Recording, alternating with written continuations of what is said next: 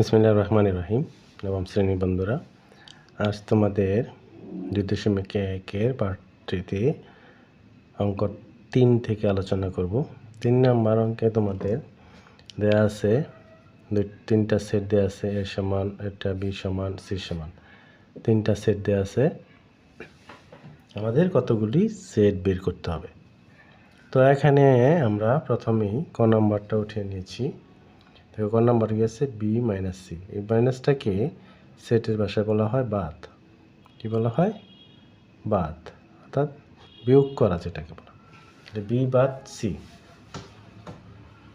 তা এটা বের করতে হলে আমাদেরকে প্রথমেই যেটা করতে হবে, বি এবং সি এর সেটগুলি বসিয়ে নিতে হবে। বি কি আছে? 1 2 এ, 1 2 এ, বাদ সি। সি কি আছে? 2 এ এবং বি। তা বাদ সেট বের করতে হলে আমাদের কি করতে হয়, তোমরা হয়তো কিছুটা শিখে থাকবে।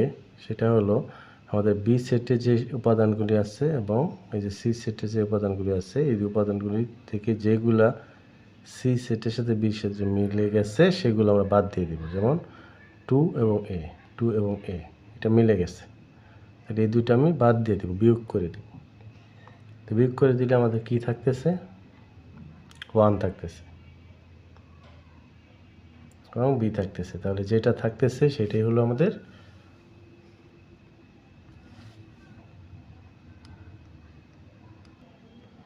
তাহলে এখানে আমরা কি পাবো?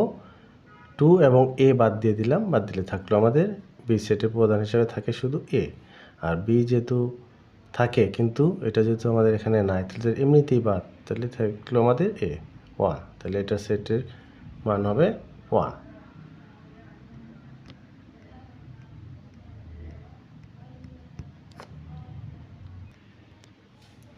এখানে খ নাম্বারে আমাদের দেওয়া আছে এ ইউনিয়ন বি। ইউনিয়ন মানে কি? সংযোগ সেট। সংযোগ সেট কীভাবে বের করা হয়?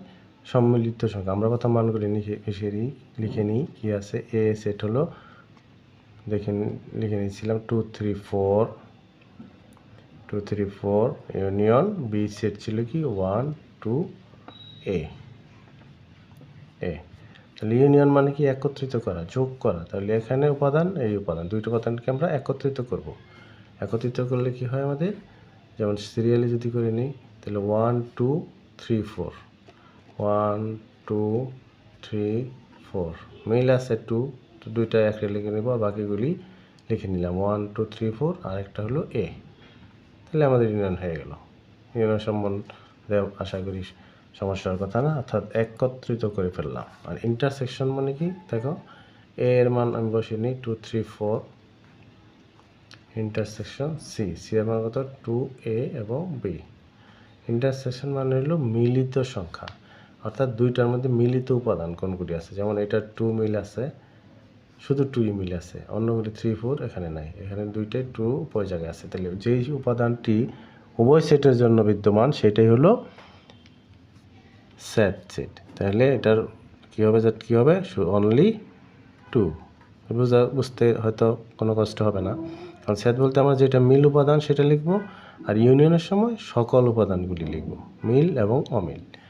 এখন ঘ নাম্বারে দেখো এই ইউনিয়ন বি ইন্টারসেকশন সি, এটা বের করতে গেলে আমাদের প্রথম এই অংশটা বের করে নিতে হবে। যেমন কি আছে? B intersection C. B intersection C বের করি। বি কি আছে? 1 2 A, 1 2 A intersection C. C কত আছে? 2 এ বি। এটাও আসলো। তাহলে এটা আমরা ইন্টারসেকশন বের করবো। ইন্টারসেকশন কী হবে? অর্থাৎ মিলিত সেট যে 2 2 এ এ, তাহলে এই দুইটা মিল আছে 2 এবং এ, তাহলে মিলিত উপাদান হবে 2 এবং এ। এটা পেয়ে গেলাম আমরা। তারপরে যেটা আমাদের পেতে হবে সেটা হলো এখন পুরো রাশিটা মান বের করবো, অর্থাৎ A union B intersection C, এটার মান বের করবো। তাহলে এই ক্ষেত্রে আমরা প্রথমে এর মান বসাবো। এ আছে আমাদের কত? 2 3 4, 2 3 4 লিখে নিলাম, ইউনিয়ন চিহ্ন দিলাম।